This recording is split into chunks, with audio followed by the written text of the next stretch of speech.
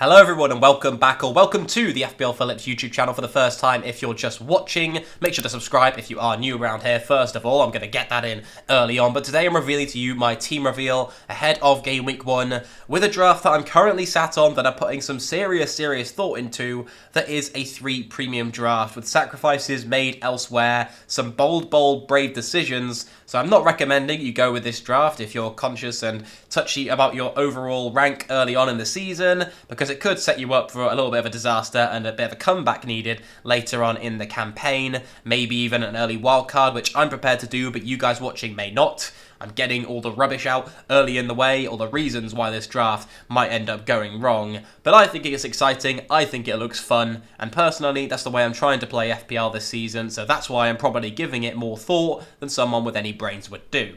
So we'll get straight into it then and kick things off with the goalkeeper, where instead of going with Onana at 5 million, I'm going with a 4.5 mil keeper in Johnston. Part of the reason for that is because of the nice fixture in Game Week 2 for Nottingham Forest. Turner from Arsenal has now moved there and is officially a Forest player, the 4.0 million goalkeeper, who's going to be the one actually on my bench in this side. So he can come in with a nice fixture in Game Week 2 and kind of cover for Johnston there. The rotation overall works quite nicely over the first quite considerable amount of game weeks. So going with Johnston and going with Turner does have more appeal than it did when we were looking at Areola as our second choice keeper and not really any certainty surrounding someone being starting. That being said, there isn't 100% certainty that Turner will be starting for a long duration, that Nottingham Forest could well bring in a different goalkeeper before the transfer window ends, such as Dean Henderson maybe, who's been highly rumoured to join them. But Turner at 4 million looks like he'll start the first couple, at least, hopefully. So as long as he can cover that kind of second game week for me, he looks really nice in that fixture rotation. As is the case with Jordan Pickford, who I've been considering quite strongly as well. And even the rotation with Onana looks decent. You're just perhaps getting less value out of Onana if you are going to choose to bench him for a 4.0 million keeper in a game week or two. But Pickford and Everton's fixtures actually look better in my view, and if Sean Dyche can keep them keeping the amount of clean sheets that they have done in pre-season, then I could regret my decision to go Johnson over him.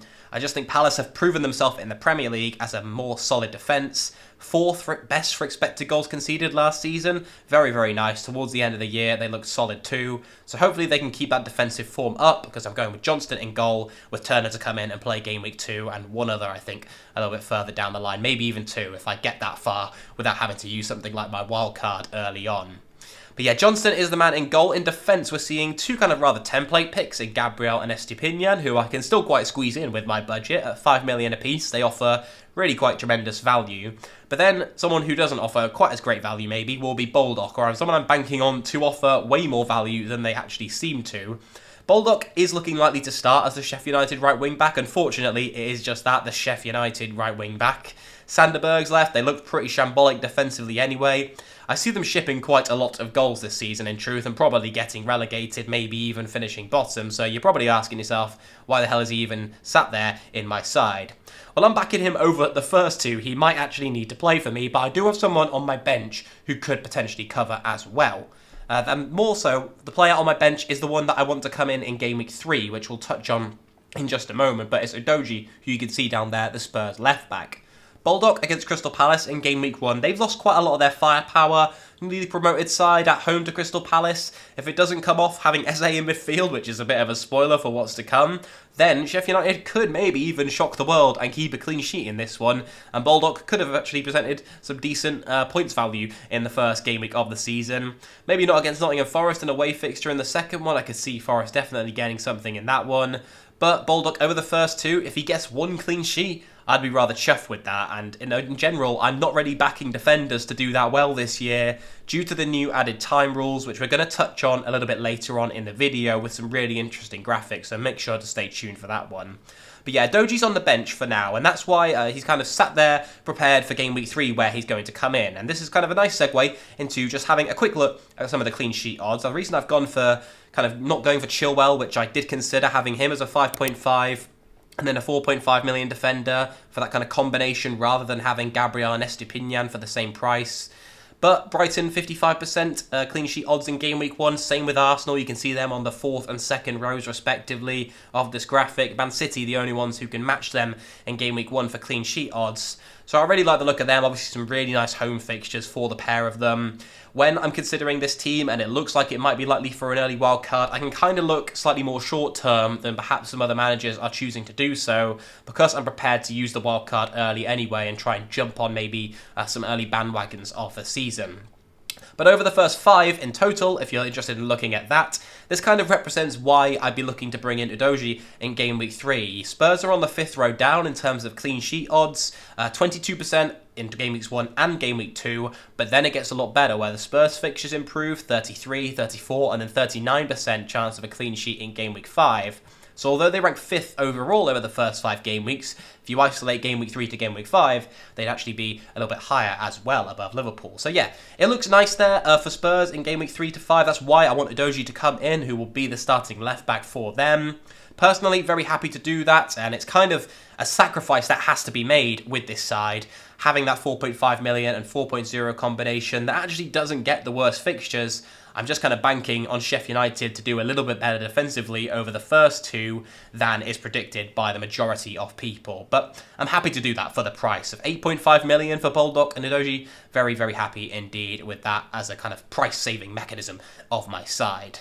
We're also going to have a look into the midfield now, where I kind of already mentioned I've got Eze in as a 6.5 million midfielder. He's alongside 2 others in that price bracket, and Mohamed Salah, of course, as this is a freemium draft.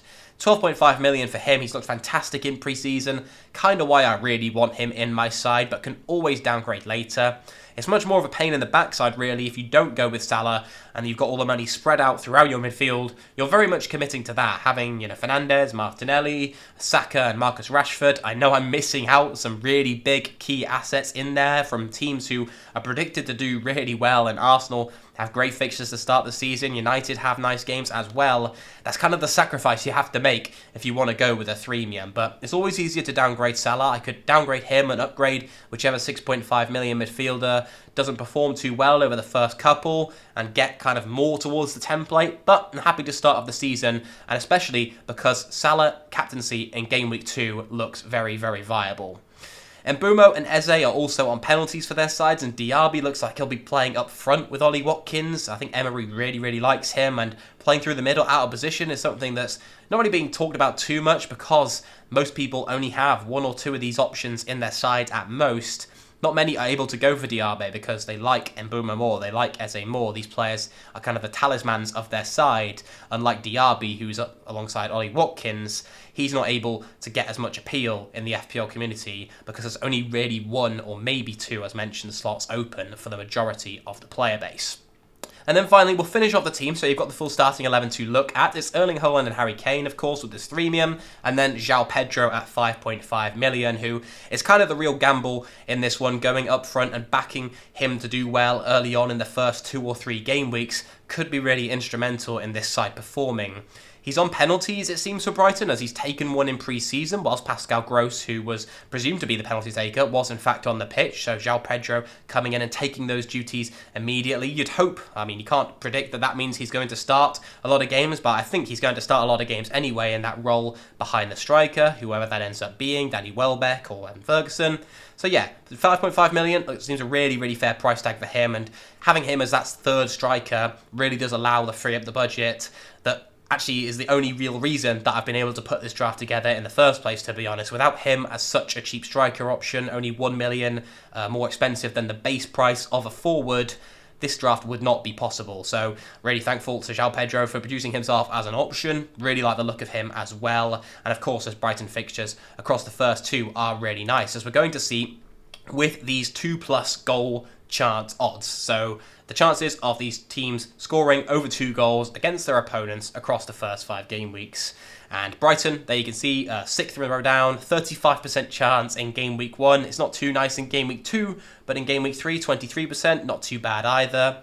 So Brighton do make their way up there. They look like one of the best attacks to kind of target over the first couple of fixtures. I know I'm missing out on a team like Arsenal, who are up in 2nd and look really fantastic, and I only have Erling Haaland from Man City, but Spurs, Harry Kane does fantastically even when Spurs don't have the best fixtures, and they also come good in terms of goal scorer odds, just as they did with clean sheet odds around the game week 3 mark. So whilst it's only 17 and 19 in game weeks 1 and 2, Game week 3 onwards could be the time to really capitalise on Harry Kane, and that's where I'm going to bank on him proving his worth in my draft, but I'd put faith in him to do it from game week 1, to be honest. So Kane, whilst he's got tough fixtures against Brentford and Manchester United in the first two, the fixtures then come really good, and although they're away games, Bournemouth, Burnley, I'd back him and Spurs to find their goal-scoring form by then.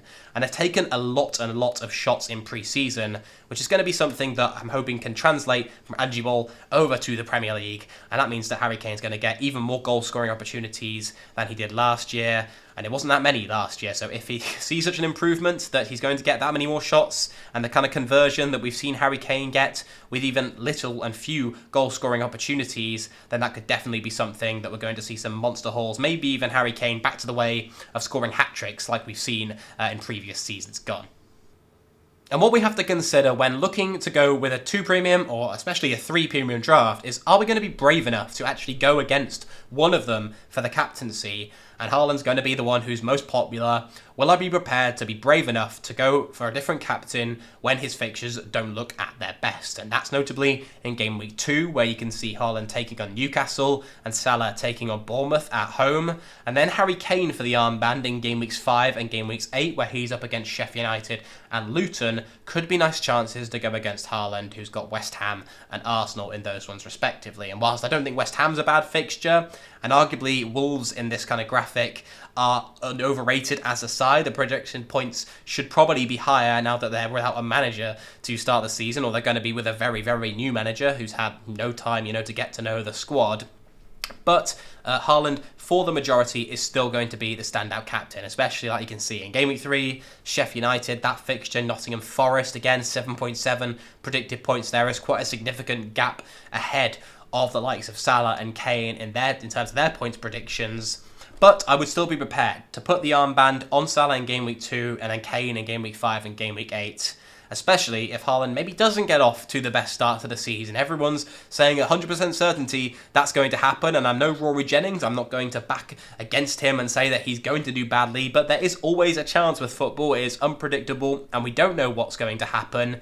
Maybe there will be an element of the psychology behind winning the treble, that it's difficult to match those heights of achieving such tremendous success in your first season, that maybe he doesn't need to do it full pelt early on, scoring hat-tricks. He's already proven himself. I think Pep personally will be the manager, if there's any available, who's going to be able to get and keep Haaland mainly in form and keep him scoring. I think, Manchester City are going to be in the right mindset, but there could be a slim chance. Even Sir Alex Ferguson's mentioned in the past how difficult it is to follow up a season that you've done so well in and get off to the best of starts again. And City haven't been immune to that in the past. They have had periods of bad form last season. They weren't winning the title for the whole of the season. Haaland looked great throughout, but there have been previous years where Man City's have had serious dips in form in terms of their previous sides. So there is a slim chance, that's all I'm saying. I'm not saying that I'm ever going to go without Haaland or I'm going to go against him for the captain's armband in certain game weeks, but there are a few where I think it's definitely a possibility, and ones where if I go for this draft, I'm kind of committing to, even if Haaland is in nice form himself, going with Harry Kane for the Sheffield United and Luton fixtures, and going for Salah early on in game week 2. And with this draft, one of the key things that I want to clarify is that there is still 0.5 million left in the bank, so I do have potential to make an upgrade elsewhere. Udoshi's going to come in and kind of be the starting third defender, so I could end up upgrading him to someone else who's at 5 million. I could upgrade Baldock to another 4.5 who looks a better option than himself at the 4.5 million price bracket, so someone like Rico Henry or Tarkowski, if they weren't injury doubts, would definitely be ones in my mind. I could go for Onana instead of Johnston, as I mentioned. I like the look of him, and the rotation with Turner still works quite well for Manchester United, who have a nice start to the season in terms of their fixtures. There are a few other ways I could use the 0.5 million as well, but I'm overall a fan of holding it in the bank. Even though I've got so much of my budget spent on 3 premiums, I'm still prepared to hold 0.5 million in the bank for the start of the season when there's loads of price rises early on. Being able to maneuver about and try and catch some of those price changes without having to make early transfers in the season is definitely going to be something that I'm looking to do. So 0.5 million in the bank saves the kind of chance of that. And the price I'm taking is kind of just basically to go with Baldock from the start and go with a 4.5 million keeper. I could even go with Chilwell over Gabriel or Estepinian, but overall, I'm backing those two and the value being held in the bank to be worth it early on. Very happy to have it there. But one last thing I wanted to touch on was kind of the additional time rule that we've seen, and I've made a full video on, so I'll link it up there if you haven't gone and seen that. But some extra stuff I found courtesy of some great graphics over on Twitter from FPL Blackwolf. Definitely go drop him a follow if you're interested in improving your FPL game, is kind of some of the teams who are looking more likely to do better this season because of these rule changes and the officiating standards shifting in their favour, basically. So which teams do best late on in games. And the teams towards the top in the green are the ones that do so, and the teams towards the bottom are the ones that don't. And something that is interesting is that Manchester City are kind of lower towards the end of it, and Newcastle actually scored 13 goals late on in games last time. Brighton and Brentford also scored 13, and Spurs, you can see in the late goals for column where I've kind of put the most high scorers in the final few minutes of games. Newcastle, Brighton, Brentford and Spurs. And Spurs scored, a decent amount of goals. They also conceded a lot in the last 10 minutes as well. But going with Harry Kane in that side where he's going to play every minute of every game, there's no real risk of him being subbed early like you might get with a Martinelli at Arsenal or like with maybe even a Marcus Rashford at Manchester United. Harry Kane's going to play every minute of every game for Spurs, basically, unless they're blowing teams away. The same kind of hoping goes for Mbeumo, who, to be honest, got subbed off quite a lot last season, and Brentford are one of the teams that make a lot of substitutions themselves. In fact, last season in the league, they made 70 substitutions, which was the league's highest total. Southampton were in second with 64, Newcastle in third with 63, tied with Chelsea, and then Nottingham Forest on 61, with Man City making the least amount of substitutions on 47. So although Brentford have historically made a lot of subs, I'm hoping that kind of Mbeumo will almost take that Tony role as the talisman, being kind of immune to substitutions, because even if Brentford are down, they're going to want to try and have their best players on the pitch to try and get a goal. Maybe if Brentford are a couple of goals up, they could sub Mbeumo. They do have kind of other options on the bench who they'll be able to bring on. But in general, I think he'll do well. And that's kind of also why players like Eze at Crystal Palace, who has played every single minute under Roy Hodgson so far, could prove valuable, even though Palace are towards the bottom of this graphic, only scoring 4 goals late on in games last season. And the late goals against, so I've got Udogie for this one, but there are other options at Spurs in terms of fullbacks. So we've got Reguilon, Perisic maybe even might be an option staying there. I'm hoping that in kind of Angie's system where the fullbacks have to work pretty hard, they could be some of the prime candidates to be substituted in games, basically, before maybe even a Spurs clean sheet wipeout. So if Udogie gets subbed off a Reguilon in the 65th minute or whatever, then the substitution happens, then Spurs concede, then I'm in the money with regards to that. I know it's a slim chance and a big if, but I'm seeing it in my head, I'm seeing it in my dreams and my imaginations, and hoping maybe I can manifest that and it might come true. And it's kind of the reason why the more Man City nailed defenders, such as Diaz, such as maybe even Stones, who you probably aren't going to see getting subbed off all that likely this season, Man City, if they continue their kind of form of conceding late goals, it could be rather painful with all the additional added time we're going to get. If you own a Stones or a Diaz, you've banked on going for the safe Man City defensive options, the ones that aren't going to get subbed off, like maybe the fullbacks will. They do start, but they're at the risk of that late clean sheet wipeout. And Man City were fantastic for expected goals conceded last season. Their data was tremendous. But I'm saying if that form does continue, where they conceded 9 late goals last season, we could be in for some more pain. And that's the same kind of story if you're looking at going for Ederson in goal.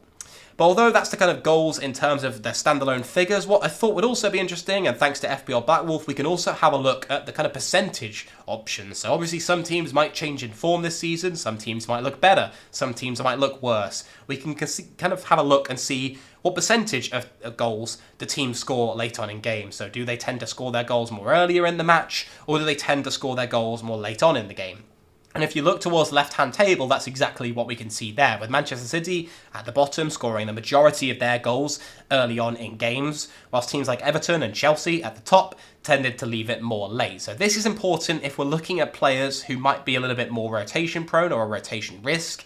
If you're looking at someone like maybe an Alvarez or a Foden, and you're still considering taking a risk on a Man City asset like that, it's worth knowing that because Man City basically just dominated games and had teams beaten by around the 70th minute mark anyway, there wasn't too much desire and drive for players to attack in vast quantities, and that meant that they didn't score as many goals late on, basically, is my analysis of that. Whereas someone like an Everton or a Chelsea, I know Chelsea and Everton kind of have teams that are a little bit more set in stone, but say someone like a Manchester United, maybe even a Garnacho, but dare I say it could be an option at 5 million to come on late on in a game, score, even if he doesn't start. At 5 million, I could see him getting some decent game time early on. If you're looking for a brave punt, maybe even Garnacho is one I should be considering trying to squeeze into this team based on how low he is priced this season and the value he could kind of offer. I know he's just at an awkward price point, which is going to be the difficult thing. And when Haaland comes into the side, which I'm hearing mixed things about his injury and how serious it would be, but I can't see it being too many game weeks where Rashford's going to move out to the left and Haaland will come in through the middle. I think that's when Garnacho's kind of going to become diminished as an option. And unfortunately, that means with my team, I could be down to 10 men if things go badly in terms of the rest of the subs. But yeah, Garnacho's just kind of an example of where that could work. There are other teams in the top kind of 10 where that could work as well. Liverpool are mid-table, which doesn't really lend themselves either way. 14 of their 75 goals last season were scored beyond the 75th minute marks, which doesn't really swing us one way in particular in terms of going for Darwin, Jota, Gakpo, Diaz. It's very hard to tell anyway who's going to be starting, so we can't back too well on the players who are going to end up benched doing well from the bench for Liverpool. And on the right, we can see kind of the opposite, the flip side, the late conceders. So which team conceded a high proportion of their goals during the last 15 minutes of games. And this is kind of just, we're banking on this representing how it will fare out with the additional added time that we're going to see added on at the end of matches too. So West Ham conceded 8 of their 55 goals towards the end of games late on, which wasn't too bad at all, whilst Manchester City down at the bottom conceded 11 out of their 33 inside the last 15 minutes. So a third of their goals were in that kind of last 15 minutes of the game and could end up being, even more the last 25 minutes if we're going from the 75th minute onwards and there's 10 minutes added time, assumingly, then that could be, again, it could even be a higher proportion of their goals that end up being conceded late on. So that kind of just backs up what we were talking about earlier on with Man City, late clean sheet wipeouts. We even saw that in the Community Shield, of course, with Arsenal grabbing a late goal there. But these are some of the defences where maybe towards the bottom, you could be looking to target ones who don't concede their goals later on for the more solid 90 playing minute defenders. But then also towards the bottom, looking at defenders maybe the fullbacks, etc., who could get subbed off in games. So someone like Kyle Walker, for example, at Man City could get subbed off. Manchester United, the right-backs often substituted quite a lot. So if you're seeing Wan-Bissaka or Dalot being substituted early on in the season, then that could represent a decent opportunity to maybe jump on and try and avoid some clean sheet wipeouts and bank some clean sheet points in games. But I'm probably putting too much emphasis on this. But towards the top, Gabriel at 90 minutes playing, I'm safe to go with him. 7 of the 43 goals for Arsenal conceded inside the last 15 minutes is still quite a nice total. And it puts them as a better kind of late-on performing defence in games than some of the teams nearer down the bottom. I just thought it was interesting. It could represent something that does actually make a bigger difference than maybe people are talking about in the season of the 23-24 campaign. So yeah, I thought it was definitely interesting to have a look at. Thank you to FPL Blackwolf for making these graphics and providing us with the ability to have a look at the data with regards to how this is all looking. But overall, it makes me happy to go with players like Gabriel. It makes me happy to have a look at this team and maybe even back it for early on in the season. We don't have data from some sides like Sheffield United, although we could look at the Championship data. It probably wouldn't prove all that useful. This is my current side. That's my analysis of some of the players, some of the stats as well that could prove helpful for the first couple of game weeks. So make sure you leave a thumbs up if it was useful. What do you rate on my team? How crazy am I? With a scale of 1 to 10. That's going to be comment of the day. Leave it down below. I wish you all the best of luck for Game Week 1. If I don't see you before then, you can follow me on all the other socials. I'm at FPL Phillips on basically everything. And I'll catch you in the next one, hopefully. Goodbye.